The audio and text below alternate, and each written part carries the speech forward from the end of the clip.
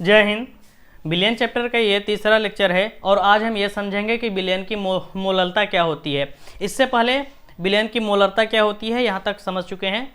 जो लोग ना देखें उस वीडियो को वो हमारे डिस्क्रिप्शन बॉक्स में जाकर देख सकते हैं। वीडियो का लिंक डिस्क्रिप्शन बॉक्स में दिया गया है। चलिए आज हम ये समझते हैं विलयन की मोलरता क्या होती है। तो आपको याद दिला दें, जो विलयन की मोलरता निकाली गई थी, मोलरता, उसका सूत्र था कि विलेय का मोल बटे विलयन का आयतन लीटर में, विलयन का आयतन लीटर में, ये लीटर में होना चाहिए। मोलरता यह बताता है क्या कि 1 लीटर विलयन में उपस्थित विलेय की मात्रा को ही हम क्या कहते हैं, विलयन की मोलरता कहते हैं। ये बातें हो चुकी है। अच्छा, हम इसको और भी बोल सकते हैं। अगर हमारा जो विलयन है उसका आयतन लीटर में न देके ml में दिया हो तो उसके लिए जो मोलरता निकलता है वह होता है क्या, नंबर ऑफ मोल, किसके, विलेय के। मोल की संख्या को किससे लिखते हैं, यन से लिखते हैं। नंबर ऑफ विलेय किसके, मोल के, बटे विलयन का आयतन। ये है किसका, विलयन का आयतन अगर किस में हो, ml में हो, तो यहाँ पे हम क्या करते हैं, 1000 से गुणा कर देते हैं। ये हमारा मोलरता है। अगर हम मोलरता की बात करें, किसकी, मोलरता की, तो मोलरता क्या होती है यार। मोलरता देखिए, मोलरता ये कहता है कि 1 लीटर विलयन में उपस्थित विलेय के मोल की संख्या विलयन की मोलरता कहलाती है। अगर हम मोलरता की बात करेंगे ना, तो यहाँ पे जो विलयन का आयतन है लीटर में, यहाँ पे विलयन का आयतन नहीं रखा जाता, बाकी चीज वही रहेगी। यहाँ पे हम ये कहेंगे कि क्या 1 किग्रा किसमें, 1 किग्रा विलायक में, 1 किग्रा विलायक में उपस्थित विलेय की मात्रा, उपस्थित विलेय के मोल की संख्या, मात्रा नहीं, विलेय की मोल की संख्या क्या कहलाती है, विलयन की मोलरता कहलाती है। अगर इसको हम ये देखें तो इसको हम ये भी कह सकते हैं कि जो मोलरता होती है वह होता है विलेय का मोल की संख्या बटे विलायक का भार, किसमें, केजी में। किसमें चाहिए, केजी में। मान लेते हैं भूल चूक अगर ये ग्राम में दिया हो, तो अगर ये ग्राम में दिया है तो कोई बात नहीं। वही बात जैसे यहाँ पे ml को हम लीटर को ml में चेंज किए हैं, यहाँ पे क्या कर दिए हैं, 1000 से गुणा किए हैं। वैसे ही ग्राम को हम किसमें, किग्रा को हम ग्राम में चेंज करेंगे तो यहाँ पे 1000 से गुणा कर देंगे। ये क्या हो जाएगा, ये हो जाएगा विलेय का मोल बटे विलायक का भार, किसमें हो, अगर ग्राम में हो तो इसमें हम क्या करेंगे, 1000 से गुणा कर देंगे। हम ये भी कह सकते हैं क्या कि 1 किग्रा विलायक में उपस्थित विलेय के मोल की संख्या ही विलयन की मोलरता कहलाती है। हम इसको ऐसे भी लिख सकते हैं कि प्रति किग्रा विलायक में उपस्थित विलेय मतलब सैल्यूट, विलेय के मोल की संख्या को विलयन का मोलरता कहा जाता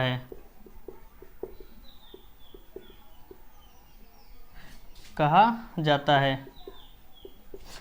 ये बात तो समझ में आ गई। मोलरता सेम टू सेम मोलरता जैसा है, बस मोलरता ये कहता है कि 1 लीटर आयतन में उपस्थित विलयन के मोल की संख्या, जबकि मोलरता यह कहता है कि 1 किग्रा का कोई विलायक लीजिए और उसमें चेक करिए कितना मोल है, किसके, विलेय के। चेक करिए कि उसमें विलेय के कितना मोल है, वही क्या कहलाती है, मोलरता कहलाती है। अगर इसको हम लिखना चाहें तो ये बोल सकते हैं कि number of salute present in 1 kg of solvent, यानी 1 किग्रा सॉल्वेंट में उपस्थित सैल्यूट के number of mole of salute present in 1 kg of solvent. अगर 1 किग्रा विलायक में उपस्थित विलेय के मोल की संख्या ही क्या कहलाती है, विलयन की मोलरता कहलाती है। चलिए अब हम आगे समझते हैं मोलरता पे सवाल कुछ। 1 किग्रा विलायक में 1 किग्रा विलायक में, और क्या है यार, HCl के 3 मोल उपस्थित हैं। तो क्या ज्ञात करना है यार, मोललता ज्ञात करना है। अच्छा एक बात और बता दें, जो मोललता होती है, यहाँ पे हम बात बताना भूल गए, जो मोललता होती है, ध्यान दीजिए, पहली बात तो ये कि मोललता को स्मॉल एम से लिखा जाता है। दूसरी बात ये कि जो स्मॉल एम होता है वह बराबर होता है क्या, number of mole of solute बटे mass of solvent in kg. अगर इसकी मात्रक की बात करें, मात्रक की, तो हम ये बोल सकते हैं क्या, मोल प्रति किग्रा। क्या होगा, मोल प्रति किग्रा, या सीधे सीधे कह देंगे इतनी मोललता है। तो इसका जो मात्रक होता है वह मोल प्रति किग्रा होता है, क्योंकि ऊपर मोल रहता है, नीचे उसका वेट रहता है। और जो मोललता होती है उसको स्मॉल एम से, जबकि मोलरता को हम कैपिटल एम से लिखते हैं। किसको, मोलरता को। तो ध्यान देने वाली बात यहाँ पे ये है, मोलरता कहेगा तो कैपिटल एम से, अगर मोललता बोला तो स्मॉल एम से। कह रहा है कि 1 किग्रा विलायक में HCl के 3 मोल उपस्थित हैं, उसकी मोललता ज्ञात करनी है।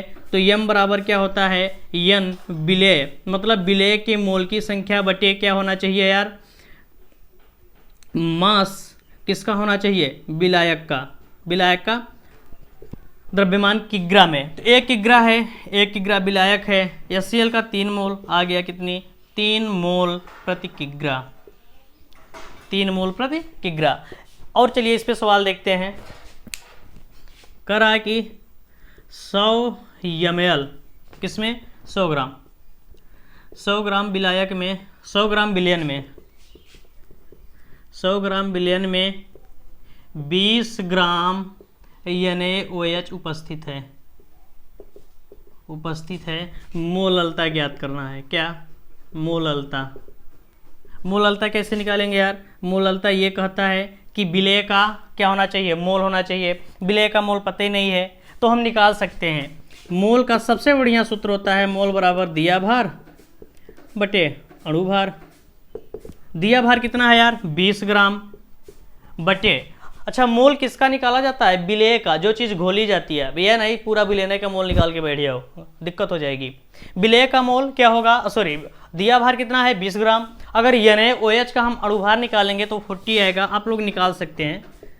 Na प्लस क्या है, ऑक्सीजन प्लस H, इसको हम 23 प्लस 1 प्लस ऑक्सीजन को 16 प्लस क्या करेंगे, हाइड्रोजन को 1 जोड़ेंगे तो ये 40 आएगा। अगर इसको काटे तो 1/2 मोल, या फिर ये कह सकते हैं कि ये हमारा आधा मोल आया है। कितना, आधा मोल।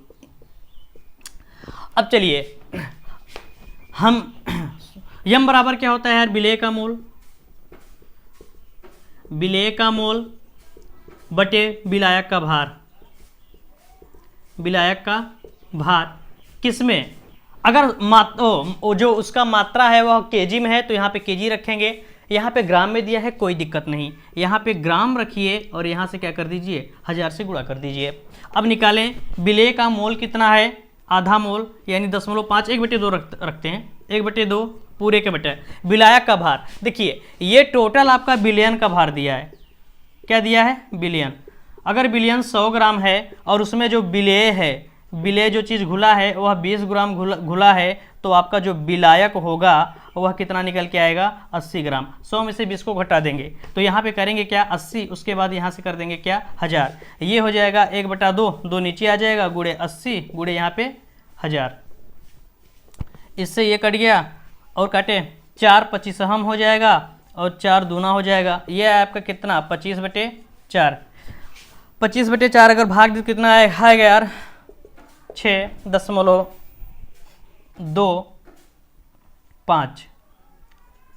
मोललता, इतनी मोललता आएगी, या फिर इसको बोल सकते हैं मोल प्रति किग्रा। ये था सवाल। चलिए आगे समझते हैं। अब आइए एक सवाल लेते हैं, बड़ा ही बेहतरीन है, थोड़ा सा इसको समझ लेते हैं, उसके बाद फिर करते हैं। इसको मिटाएं, समझ में आ गया। जिन लोगों को समझ में नहीं आ रहा है कमेंट बॉक्स में पूछ सकते हैं, बाकी उसका सलूशन दिया जाएगा। सवाल बड़ा अच्छा खासा है, सवाल में ये कहा जा रहा है, थोड़ा सा इंक ले लेते हैं उसके बाद। इंक भैया इंक।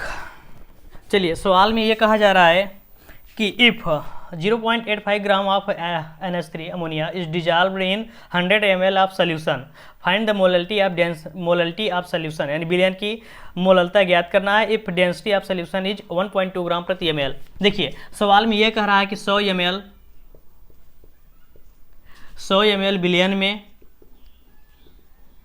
विलयन में 0.85 ग्राम अमोनिया गैस घुला है या उपस्थित है। आगे क्या है यार, कह रहा है विलयन की मोललता ज्ञात करना है।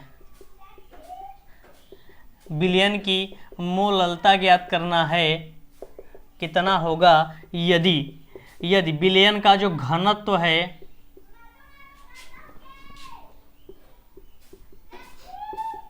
विलयन का घनत्व कितना है, 1.2 ग्राम प्रति ml है। आइए इसको हल करते हैं, बड़ा ही बेहतरीन सवाल है। देखिए, 100 ml विलयन में 0.8 ग्राम NH3 घुला है। चलिए, सबसे पहले देखिए जो विलेय है क्या है, अमोनिया है। अमोनिया का जो W है, मतलब दिया भार कितना है यार, दिया भार 0.85 ग्राम है। अब एक काम करते हैं, तुरंत इसका हम क्या निकाल लेते हैं, मोल, क्योंकि मोल की ज़रूरत पड़ेगी। अच्छा, इसको हम दो तरीके से बता सकते हैं। फिलहाल एक बार हम इसका मोल निकाल लेते हैं। क्या मोल, अगर हम मोल निकालें तो क्या होगा यार, दिया भार बटे अणुभार। अगर इसका अणुभार निकालें, क्या निकालें, अणुभार, इसका अणुभार निकालेंगे तो ये हो जाएगा क्या, नाइट्रोजन का होता है 14 प्लस हाइड्रोजन का 1 3 है, कितना हो जाएगा 17 ग्राम। अगर हम इसका मोल निकालें, मोल 0.85 बटे 17 काटेंगे 0.05 मोल, इतना मोल आएगा। अब कह रहा है कि विलयन की मोललता ज्ञात करिए। मोललता का सूत्र क्या होता है, पहले ये लिख लीजिए, मोललता को स्मॉल m से। मोललता ये कहता है कि number of mole of solute, किसके, विलेय के कितना मोल घुला है 1 किग्रा विलायक में। यहाँ पे लिखेंगे मास ऑफ सॉल्वेंट, किसमें, केजी में होना चाहिए। अगर ये चीज़ या ग्राम में है तो क्या करें, यहाँ पे 1000 से गुणा कर लेते हैं, तो इसको हम ग्राम कर देते हैं ग्राम में, और यहाँ पे क्या करेंगे 1000 से गुणा कर लेंगे। क्यों ग्राम में किए हैं, क्योंकि यहाँ पे मात्र ये ग्राम में ही है, तो जो चीज़ आएगा ग्राम में आएगा। आगे देखिए, हमें मास ऑफ सॉल्वेंट चाहिए, यानी विलायक का भार चाहिए। 100 ml विलयन दिया है, अब इतना ग्राम उसमें क्या है, इतना ग्राम ये घुला है, विलेय घुला है।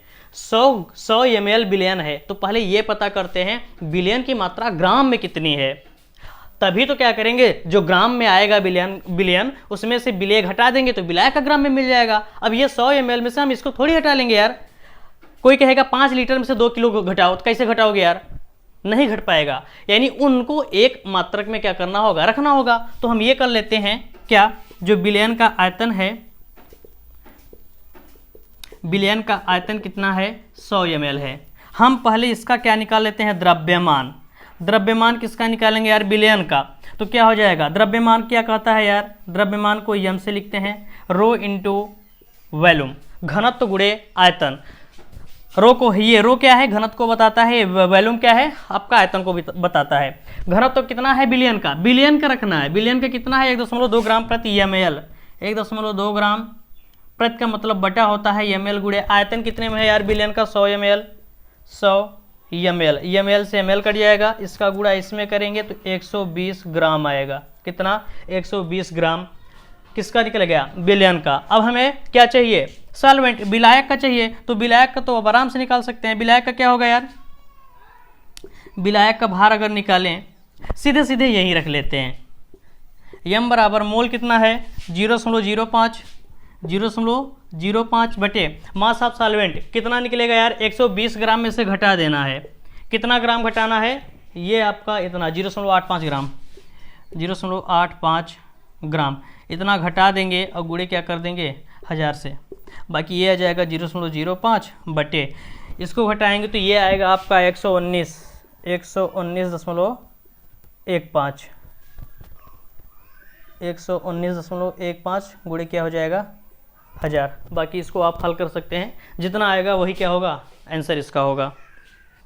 देखिए एक बात और, अगर आप बार बार ये जो मोल है, मोल नहीं दिया है, अगर मोल आप निकालना चाहते हैं, बार बार निकालने से छुटकारा चाहते हैं, तो एक काम करिए, इसी सूत्र में जो चीज़ें यहाँ पे करते हैं वही चीज़ें यहाँ पे कर सकते हैं। देखिए कैसे, इसको हटा दे रहे हैं।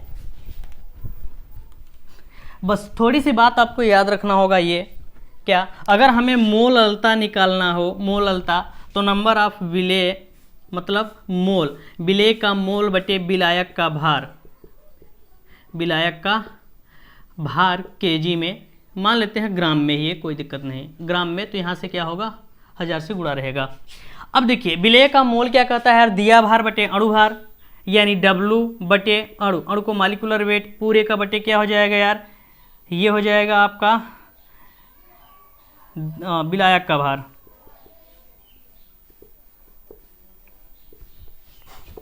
ये निकल गया मोललता। और क्या कर सकते हैं, अच्छा यहाँ पे रहेगा क्या, 1000, अगर ये है किसमें, ग्राम में, तो ये W ऊपर चला जाएगा, यम गुणे क्या होगा यार, विलायक का भार, किसमें, ग्राम में, बाकी ये क्या रहेगा 1000 से। तो समझ पा रहे हैं, अगर आप नहीं निकालना चाहते हैं, बतिया वही है, क्योंकि यहाँ भी W/m ही है, तो ये क्या है, ये विलेय का, ये दोनों चीज़ विलेय का है, बाकी ये विलायक का है, तो यहाँ से मोल निकल जाएगा और बाकी सब क्रिया वही है। ये था हमारा क्या, विलयन की मोललता। मोललता अच्छे से समझ में आ गया है। अब आइए आगे ये समझते हैं विलयन की नॉर्मलता क्या होती है।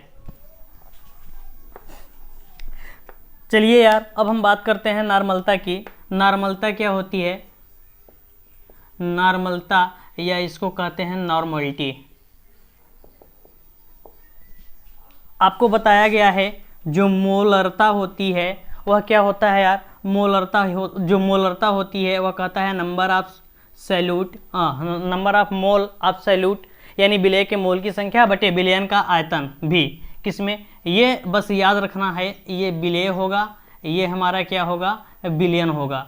अगर ये हमारा ml में है तो यहाँ पे क्या रहेगा, 1000 से गुणा, और अगर ये लीटर में है तो वहाँ पे 1000 से गुणा नहीं होगा। जो मोलरता होती है 1 लीटर में उपस्थित विलेय की मोल की संख्या, और जो मोललता होती है वह 1 किग्रा भार में, यानी विलायक का भार, 1 किग्रा भार में, 1 किग्रा विलायक के भार में, यहाँ पे विलायक का भार किस में होना चाहिए, किग्रा में, और इसमें क्या होना चाहिए, विलेय का मोल, विलेय का मोल। अभी दो चीज़ पढ़े हैं, मोलरता पिछले वाले वीडियो में, मोललता अभी। मोललता क्या कहता है, विलेय का मोल प्रति किग्रा विलायक में उपस्थित होता है, वही क्या होती है, मोललता होती है। ठीक इसी तरीके से जैसे ये होता है आपका क्या, ये मोल होता है, विलेय का मोल निकालते हैं, वैसे ही हम निकालते हैं क्या, तुल्यांकों की संख्या, ग्राम तुल्यांकों की संख्या। अभी बताएंगे आपको ग्राम तुल्यांकों की संख्या। और ग्राम तुल्यांकों की संख्या 1 लीटर में जितनी उपस्थित होती है वही उसकी नॉर्मलता कहलाती है। यानी हम ये कह सकते हैं कि प्रति लीटर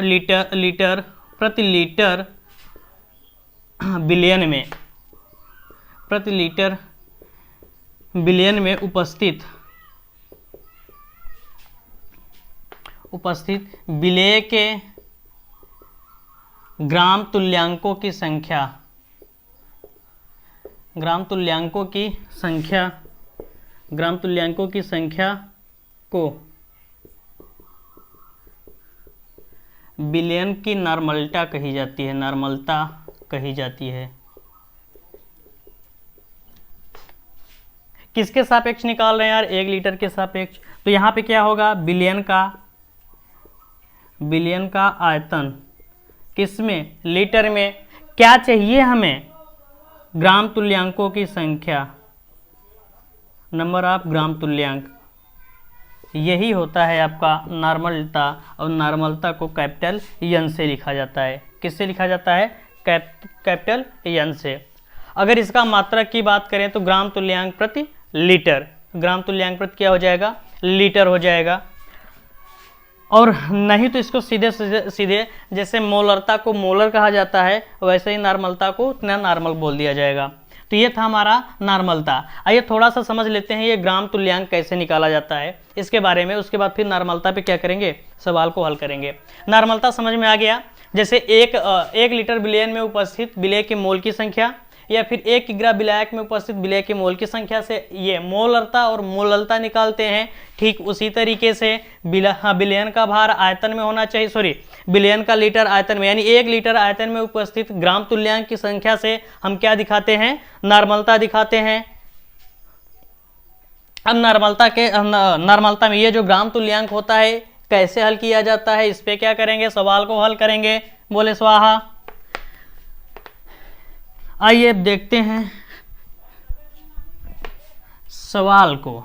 नहीं, पहले ये समझ लेते हैं ग्राम तुल्यांक होता क्या है। देखिए, एक होता है आपका तुल्यांकी भार। क्या होता है, तुल्यांकी भार।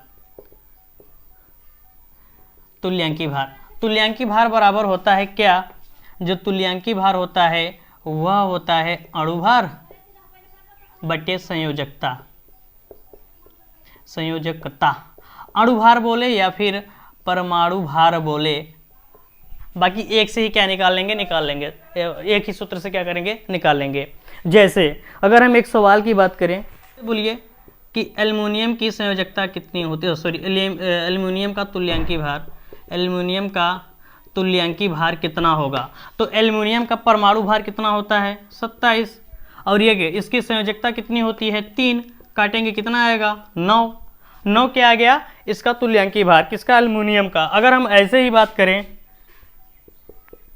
NaOH का तुल्यांकी भार, तो NaOH, अब देखिए NaOH अणु है आपका, तो यहाँ पे रखेंगे क्या, 40 बटे। अब इसमें संयोजकता कैसे निकालें, तो हमें ये पता करना होता है। देखिए, जब कोई क्षार आता है तो उसमें ये देखा जाता है उसमें OH माइनस की संख्या कितनी है, तो इसमें OH माइनस कितना है, 1। इसे क्या कर देंगे, 40 से भाग कर देंगे, ये हमारा निकल के आ जाएगा क्या, 40। अगर हम ऐसे ही बात करें किसका, H2SO4 का, इसमें अगर हम इसकी तुल्यांकी भार की बात करें, H2SO4 का तुल्यांकी भार कितना होगा, तो देखिए इसका तुल्यांकी भार देखें तो H2SO4 का क्या निकलेगा, अणुभार, तो अणुभार कितना होगा, 98। कितना निकालेंगे, 98। अगर जोड़ लीजिए 2H प्लस सल्फर का 32 प्लस ऑक्सीजन का 16, 16 चौका 64, हाइड्रोजन का 1, 2, जोड़ेंगे कितना आएगा, 98। अब बटे यहाँ पे देखिए, अगर कोई क्षारक है तो वहाँ पे OH की संख्या गिना जाता है, और अगर कोई अम्ल है तो उसमें H+ आयन कितना प्रतिस्थापित होगा ये देखा जाता है। तो हाइड्रोजन यहाँ पे कितना, हाइड्रोजन H+ आयन कितना देगा, ये 2, तो यहाँ पे क्या हो जाएगा, 2। इसको काटेंगे कितना आएगा, 49। तो तुल्यांकी भार तो समझ में आ गया। तुल्यांकी भार क्या होता है, अणुभार बटे परमाणु भार बटे, सॉरी अणुभार या फिर परमाणु भार बटे क्या करेंगे, संयोजकता। इस संयोजकता को हम सीधे सीधे बोल देते हैं फैक्टर। क्या कहते हैं, फैक्टर, और इसको दिखाएंगे यक्ष से। किससे, यक्ष से। अब ये जो फैक्टर होगा वह परमाणु के लिए संयोजकता की तरह काम करेगा, अम्ल के लिए विस्थापित H+ आयन की संख्या के लिए काम करेगा, और जो हमारा NaOH है उसमें विस्थापित OH माइनस संख्या के लिए काम करेगा। अगर यही बात करें लवण के लिए तो Na2CO3, तो यहाँ पे क्या करेंगे, लवण का अणुभार रखेंगे, कितना होगा, 106 बटे। अब यहाँ पे या तो धनावेश या फिर कोई एक ऋणावेश को पकड़ लीजिए। धनावेश को पकड़ेंगे, यहाँ पे कितना होता है यार, देखिए सोडियम पे 1 आयन होता है, कई सोडियम है 2, तो यहाँ पे कितना हो जाएगा, 2, या सीधे सीधे कह सकते हैं कार्बोनेट पे डबल माइनस आयन होता है, तो किसी एक धनावेश या फिर ऋणावेश की संख्या को, वही ये है क्या, संयोजकता, या फिर इसको फैक्टर से दिखा रहे हैं। ये काटेंगे कितना आएगा यार, 53। तुल्यांकी भार समझ में आ गया। आइए अब ये समझते हैं ग्राम तुल्यांक कैसे निकाला जाता है, यानी जो ग्राम तुल्यांक है उसकी संख्या कैसे निकाली जाती है। देखिए, ये था हमारा तुल्यांकी भार। अब हम निकालते हैं ग्राम तुल्यांक। क्या निकालते हैं, ग्राम तुल्यांक। यार माइक हमारा क्या बताएं, अच्छा कोई देखा होगा नहीं हमारा सेटअप बॉक्स कैसा है, जुगाड़ उगाड़ कैसा किए हैं हम देखेंगे फिर चौंक जाएंगे। फिलहाल रहने दीजिए, जो चीज़ हिस्ट्री है उसको हिस्ट्री रहने दीजिए। आइए देखिए, ग्राम तुल्यांक की संख्या कैसे निकालते हैं। ग्राम तुल्यांक की संख्या, ग्राम तुल्यांक कैसे निकालते हैं यार, कुछ नहीं करना है। तुल्यांकी भार में अणुभार बटे संयोजकता। एक काम करते हैं, किसी भी चीज का अगर ग्राम तुल्यांक निकालना हो तो उसका रखिए क्या, दिया भार, यानी द्रव्यमान, दिया भार, और निचवा कर दीजिए तुल्यांकी भार। क्या, तुल्यांकी भार। जैसे कह रहा है कि NaOH का क्या निकालिए, ग्राम तुल्यांक निकालिए। NaOH का ग्राम तुल्यांक कितना होगा। तो ग्राम तुल्यांक क्या क्या आता है यार, ग्राम तुल्यांक। अच्छा, तुल्यांकी भार को कहते हैं क्या, इक्विवेलेंट वेट।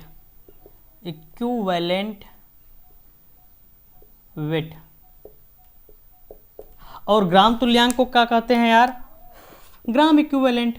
काम खत्म, ग्राम इक्विवेलेंट इसे कहते हैं ग्राम तुल्यांक, और तुल्यांकी भार को इक्विवेलेंट वेट। अब देखिए हमें निकालना क्या है, NaOH का ग्राम तुल्यांक।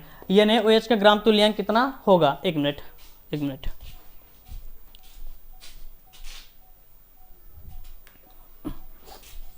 सही है, क्या निकालना है यार, ग्राम तुल्यांक की संख्या, कितना ग्राम तुल्यांक है। तो दिया भार, ग्राम तुल्यांक क्या होता है यार, ग्राम इक्विवेलेंट यानी ग्राम तुल्यांक बराबर होता है क्या, दिया भार बटे तुल्यांकी भार। दिया भार, अब दिया भार तो पता ही नहीं है, इसका मतलब ये कि अगर ग्राम तुल्यांक के लिए पूछेगा तो वहाँ पे उसका भार दिया रहेगा। क्या कहेगा, जैसे मान लेते हैं कहेगा 40 ग्राम NaOH में ग्राम तुल्यांकों की संख्या कितनी होगी, या फिर 80 ग्राम NaOH में ग्राम तुल्यांकों की संख्या कितनी होगी। तो एक बात तो समझ में आ गई, क्या अगर किसी भी चीज़ का ग्राम तुल्यांक पूछा तो पक्का उसमें उसका भार देगा। तो यहाँ पे मान लेते हैं हम, ऐसे ही मान लेते हैं 80 ग्राम NaOH में ग्राम तुल्यांकों की संख्या कितना होगा। अब इसको हम सॉल्व कर सकते हैं। 80 ग्राम NaOH में देखिए ये ग्राम तुल्यांक, दिया भार कितना है 80। अब तुल्यांकी भार, NaOH का तुल्यांकी भार निकालिए। NaOH का तुल्यांकी भार कैसे निकलता है यार, अणु भार बटे संयोजकता। और यहाँ पे हम निकाल के दिखा दिए हैं एक बार कैसे निकाला जाता है। कितना आएगा 40, यहाँ पे रख देंगे, कितना आएगा 40, काटेंगे कितना आएगा 2। ये हमारा निकल गया क्या, ग्राम तुल्यांक की संख्या, नंबर ऑफ ग्राम इक्विवेलेंट कितना आया 2। और हमारा काम क्या है, इसी को फाइंड करना, यानी इसको तब तक नहीं ज्ञात कर सकते हैं जब तक हम तुल्यांकी भार न निकालें। अगर इन दोनों को एक साथ मिक्स करके अगर हम लिखना चाहें तो कुछ इस तरीके का लिख सकते हैं। देखिए कुछ इस तरीके का लिख सकते हैं कि जो हमारा ग्राम इक्विवेलेंट होता है, ग्राम तुल्यांक जो होता है वह क्या होता है यार, ग्राम तुल्यांक बराबर क्या कहता है, दिया भार बटे तुल्यांकी भार। अब देखिए दिया भार मान लेते हैं, दिया भार W है, अब तुल्यांकी भार क्या कहता है यार, अणु भार बटे संयोजकता। अणु भार को मॉलिक्यूलर वेट बटे संयोजकता को X से, अभी बोले हैं ये फैक्टर है, इसको X से लिखेंगे, बराबर हो जाएगा W गुड़े ये चला जाएगा चीज़ ऊपर आ गुड़े, अच्छा बड़का आशा X लिखे, खूब बड़ा आशा ये X गुड़े क्या हो जाएगा X बटे क्या रहेगा मॉलिक्यूलर वेट। तो ये समझ में आ गया ग्राम तुल्यांक निकालने के लिए। चाहे तो ये रखें और कोई दिक्कत नहीं यार, चाहे तो आप पहले अलग निकाल सकते हैं तुल्यांकी भार, उसके बाद फिर क्या निकाल सकते हैं, ग्राम इक्विवेलेंट यानी ग्राम तुल्यांक की संख्या निकाल सकते हैं। अब हम लगाएंगे सवाल नॉर्मलता पे, इतना तो समझ में आ गया। आइए अच्छा यहीं पे एक तो नॉर्मलता लगा के बता ही देते हैं, सभी सूत्र साथ में है। सवाल है कि 80 ग्राम NaOH 100 ml बिलियन में उपस्थित है। बिलियन की नॉर्मलता ज्ञात करिए।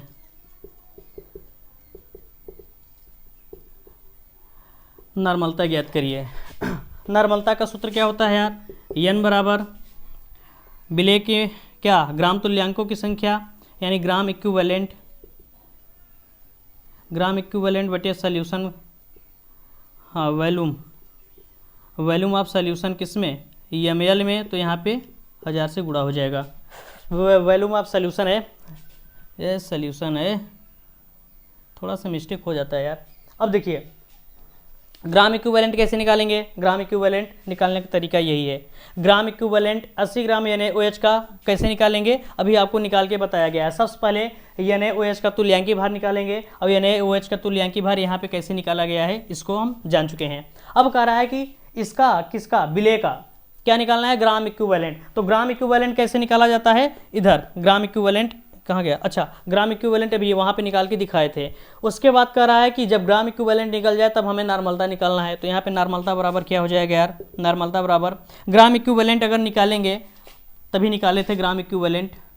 ग्राम इक्विवेलेंट कितना आया था यार, ग्राम इक्विवेलेंट क्या कहता है, दिया भार कितना है 80 बटे उसका तुल्यांकी भार काटेंगे कितना आएगा 2। तो यहाँ पे हो जाएगा 2 बटे बिलियन का आयतन ml में, कितना ml है यार बिलियन का 100।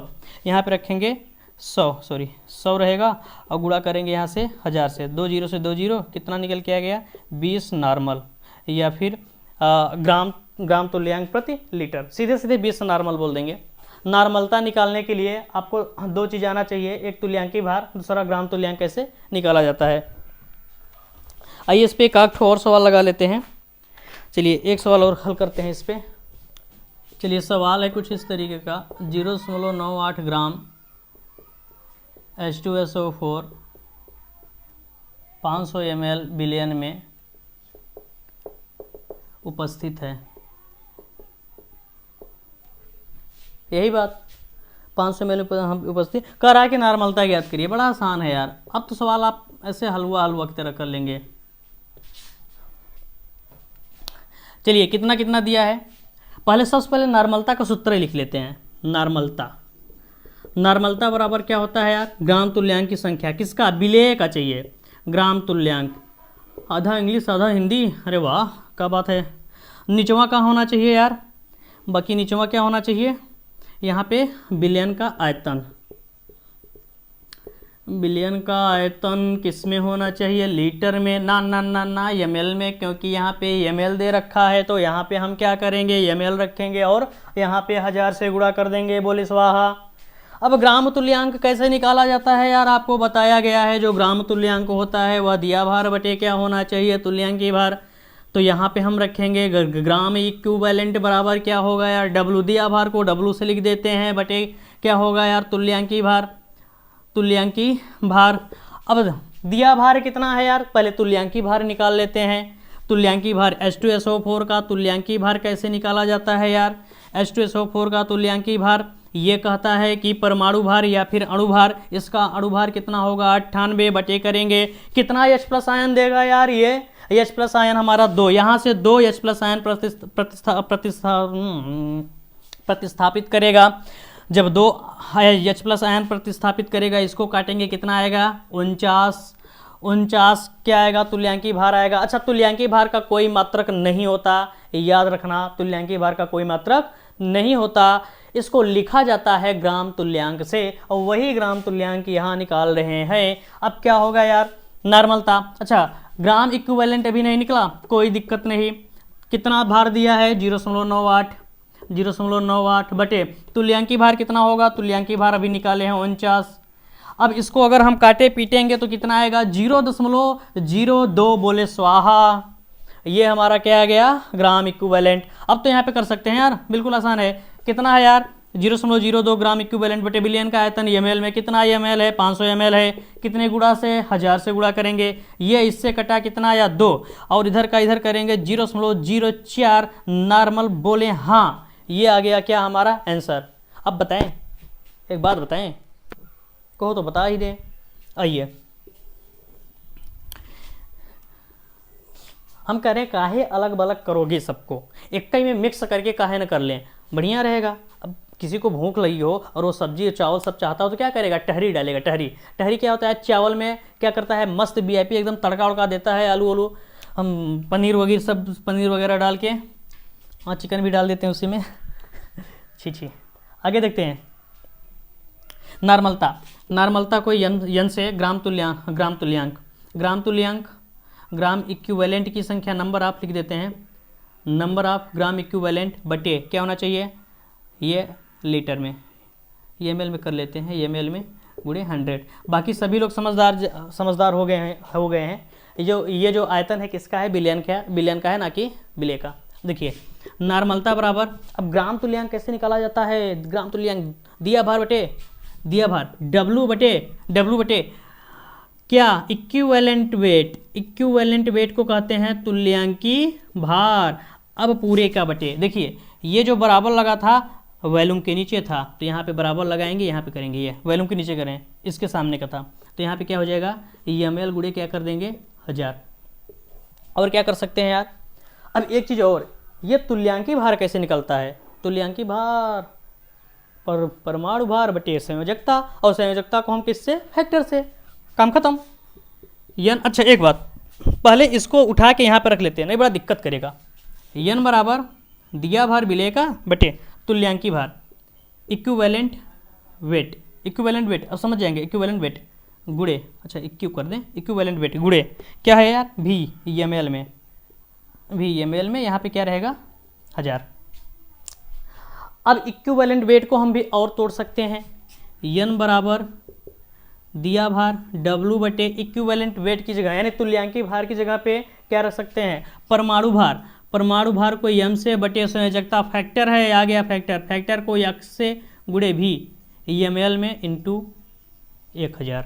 अब क्या करेंगे यार, इस यक्ष को हम ऊपरा भेज देते हैं, कहाँ पे, ऊपरा, ये क्या हो जाएगा नॉर्मलता, n बराबर क्या हो जाएगा यार, ऊपर जाएगा W गुणे गुणे बड़ा सा यक्ष यानी फैक्टर है, इसको छोटा सा गुणे बटे मॉलिक्यूलर वेट गुणे भी ml में इंटू क्या करेंगे 100।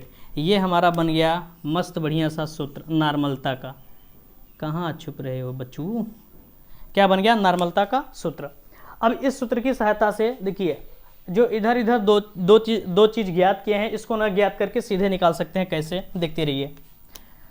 नॉर्मलता सूत्र क्या कहता है यार, नॉर्मलता बराबर दिया भार, ये दिया भार और ये बस बिलियन, ये जो भी ml में है, जो आयतन है वही बस बिलियन का है, बाकी सब विलेय का है। W का मान कितना दिया है 0.98 गुणे फैक्टर चाहिए यक्स। अब बताइए हाइड्रोजन H2SO4 में से कितना हाइड्रोजन विस्थापित होगा, 2 हाइड्रोजन, यहाँ पे 2 से गुणा कर देंगे बटे मॉलिक्यूलर वेट, अगर इसका मॉलिक्यूलर वेट निकालें H2SO4 का 2 हाइड्रोजन का 1 प्लस सल्फर का 32 प्लस ऑक्सीजन का 16 चौका 64, कितना आ जाएगा 98, यहाँ पे 98।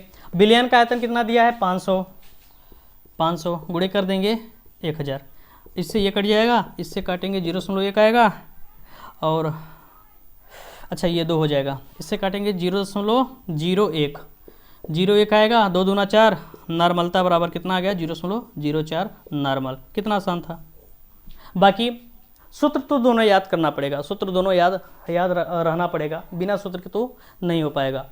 तो ये हम क्या नॉर्मलता पढ़े हैं, नॉर्मलता पे सवाल कैसे किया जाता है। चलिए अब आगे समझते हैं क्या है, अब आगे देखते हैं क्या है यार। कोई बात नहीं, कह रहा है कि नॉर्मलता और उसकी मोलरता में संबंध क्या होता है, इसको ज्ञात करना है। क्या कह रहा है यार, रिलेशनशिप, ये क्या है बिटवीन, इसमें नॉर्मलिटी एंड नॉर्मलिटी बट अब सही है, एंड मोलैरिटी, मोलैरिटी ना मोलैरिटी, ये हमारा हेडिंग है। इसको और क्या कहते हैं यार, अरे यही कहते हैं यार नॉर्मलता व मोलरता में संबंध, मोलरता में क्या संबंध।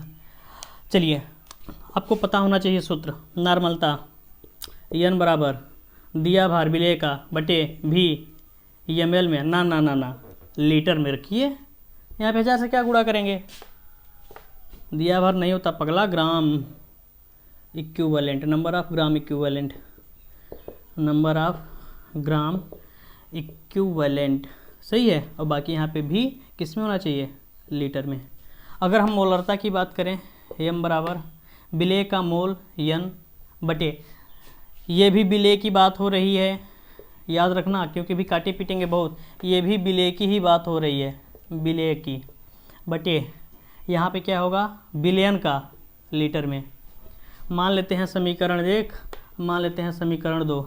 एक काम करते हैं, समीकरणवा 1 में समीकरणवा 2 से भाग दे देते हैं, तो क्या हो जाएगा यार n बटा m बराबर ऊपर आ जाएगा क्या, नंबर ऑफ ग्राम इक्विवेलेंट बटे भी लीटर में। अब पूरे का बटे, अब इसका भाग दे रहे हैं, ये तो एक चीज़ था नॉर्मलता का। अब इसका देखेंगे क्या होगा यार, यन बटे भी लीटर में।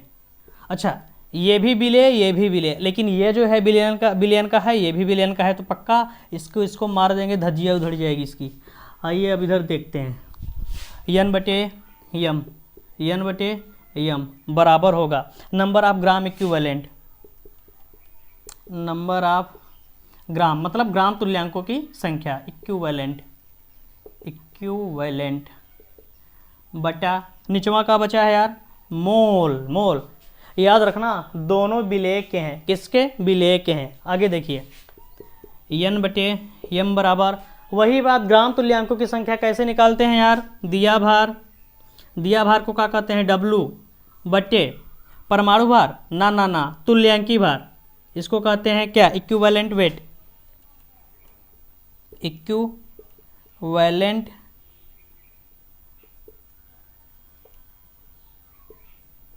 वेट बटे क्या, मोल, क्या हो जाएगा, मोल। अब क्या कर सकते हैं, एक चीज़ और, क्या ये जो तुल्यांकी भार है, हिंदी में कहते हैं तुल्यांकी भार, तुल्यांकी भार, ये जो तुल्यांकी भार है हमें पता है जो तुल्यांकी भार होता है वह क्या होता है यार, परमाणु भार बटे संयोजकता, यन बटे यम, नॉर्मलता और मोलरता है बराबर डब्लू ऊपर रख देते हैं बटे, ये पूरा का बटा है बराबर यहाँ पे लगा है बटे, बटे बढ़िया से कर लेते हैं, ये पूरा का बटा है यन बटे यम, ऐसे है ना।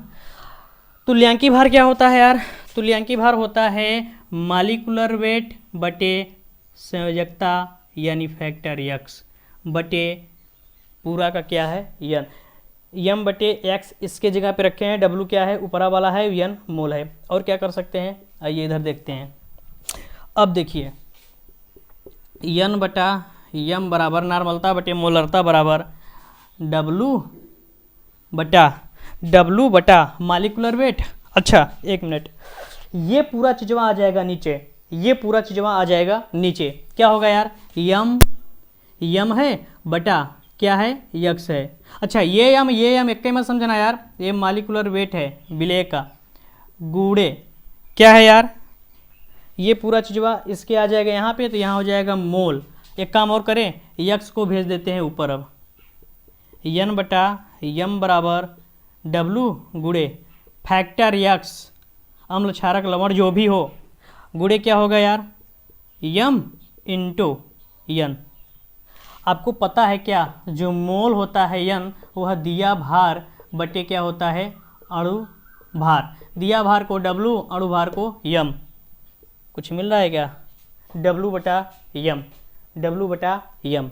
यहाँ पे हम रख सकते हैं क्या, यन बटा यम बराबर डब्लू बटे यन की जगह पे केवल यन गुड़े फैक्टर यक्स बटे यन, यन से यन कट जाएगा। अब अरे विलेय का मोल, ये भी पूरा चीज़ विलेय का बचा था, विलेयन सब गायब हो गया है, बटे क्या होगा यार, यन बटे यम बराबर फैक्टर यक्स, यानी जो नॉर्मलता होगी वह क्या होगा यार, सूत्र निकल के आ गया। एक मिनट अभी कई जगह कर लेते हैं, यहाँ पे यक्स बचा है, यम का गुणा इसमें कर देते हैं, नॉर्मलता है यम बराबर फैक्टर यक्स गुणे मोलरता यम, यानी एक सूत्र बढ़िया से निकल के आ गया क्या, कि जो मोलरता जो नॉर्मलता होती है वह संयोजकता गुणे क्या होती है, मोलरता होती है। अगर हम इसको लिखना चाहें तो लिख सकते हैं, कट पिट गया क्या करे, जगह ही कम पड़ जाता है, नॉर्मलता बराबर फैक्टर इंटू मोलरता, ये बड़ा सा एक्स है। तो संबंध आपको समझ में आ गया, नॉर्मलता और मोलरता में संबंध क्या होता है यार, कि जो विलेय या विलेय करें, हाँ जो विलेय होगा वह अम्ल क्षारक लवण कुछ भी हो सकता है, उसकी संयोजकता मतलब क्या है, फैक्टर जैसे भी बताए हैं, और उसमें क्या करेंगे, मोलरता से गुणा कर देंगे, वो किसके, नॉर्मलता के बराबर होगी। आइए इस पर एक तो सवाल लगा लेते हैं, बड़ा सिंपल सा है यार, बहुत सिंपल सा है, इधर ही मिटा फिटा के लगा देते हैं, इधर करा, इसका जो नॉर्मलता है वह 0.2 नॉर्मल है और इसकी मोलरता ज्ञात करनी है। अब तो आ जाएगा, सूत्र क्या होता है, यन बराबर यम यक्स, इसमें कितना हाइड्रोजन प्रतिस्थापित करेगा, ये एक्चुअल में टूटेगा ना, तो ये टूटेगा 2 प्लस आयन और प्लस SO4 का डबल माइनस आयन, तो यहाँ पे 2 ठो हाइड्रोजन मिला, 2 ठो H+ आयन मिला है। तो यहाँ पे नाइट्रोजन करें, यहाँ पे नॉर्मल कितना है, कितना इसका नॉर्मलता है 2 बराबर x कितना मिला 2 गुणे m। अगर मोलरता निकालेंगे तो 0.1 मोलर आएगा। तो इस तरीके से क्या कर सकते हैं, सवाल को हल कर सकते हैं। आइए अब आगे समझते हैं। अगर कोई मिक्स कर दिया जाए, यानी जो मिक्सचर होता है उसकी नॉर्मलता कैसे निकाली जाती है उसको देखिए। जो मिक्सचर होगा मान लेते हैं एसिड एसिड या फिर बेस, एसिड एसिड या फिर बेस और बेस का है। ये 2 ठो क्या है, मान लेते हैं एसिड है, ये भी क्या है एसिड है। अच्छा, एसिड को एसिड में मिलाएंगे, टोटल जो विलयन मिलेगा उसकी प्रकृति कैसी होगी यार, सिंपल सी बात क्या, एसिड। मान लेते हैं इसकी जो नॉर्मलता है वो N1 है और इसमें जो है वह V1 इसकी आयतन है। इसकी नॉर्मलता क्या है N2 मान लेते हैं और इसका जो आयतन होगा क्या होगा V2 होगा। दोनों को एक साथ मिला देते हैं, क्या आयतन जो है वह V1 + V2 हो जाएगा और इसकी नॉर्मलता N1 + N2 हो जाएगी। ना ना ना ना ना ना, इसकी नॉर्मलता मान लेते हैं N क्या है N है। तो निकालते कैसे हैं यार नॉर्मलता, N बराबर N1 V1 + N2 V2 बटे बटे बटे बटे बटे क्या हो जाएगा यार V1 + V2। ये हमारा सूत्र है मिक्स की, यानी जो मिश्रण होगा उसकी क्या निकालना है, नॉर्मलता निकालना है। अगर ये अम्ल है तो एसिडिक होगा और क्षार है तो बेसिक होगा। बेसिक मतलब क्षारीय प्रकृति की होगी। आगे क्या है और समझ लेते हैं, बाकी आप सवाल वाल कर लीजिएगा। एक ठो और है, देखिए अगर अम्ल और क्षारक को एक साथ मिलाया जाए, ये थोड़ा समझ लेते हैं। अम्ल और क्षारक को एक साथ मिलाया जाए तो क्या होगा,